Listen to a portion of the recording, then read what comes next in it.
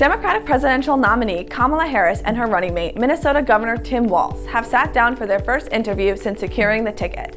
Speaking to CNN's Dana Bash while on the campaign trail in Savannah, Georgia, Harris painted a fuller picture of her policies and stances and what's changed since her first run for the White House. Harris has been questioned about her policy stances, which have changed since her 2020 presidential campaign.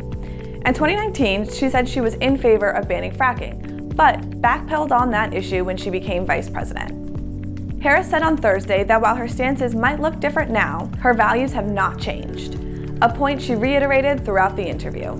She touched upon her policies for day one of her presidency, including bringing down the cost of goods, investing in small businesses, and increasing the child tax credit. Harris also said she would put a Republican in her cabinet, sharing her belief that it would benefit the American public.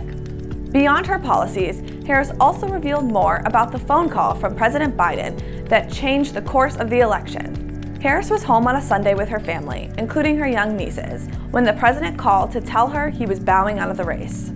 She said Biden made it very clear that he was going to support her as the new nominee. Prior to the CNN sit-down, Harris and Walz had not given any interviews to the media.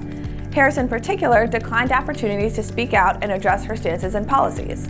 This has been surprising to some, given the fact that she is running the shortest presidential campaign in modern history. The 50-minute interview was the first time voters have heard from Harris directly, aside from her DNC speech 1 week ago.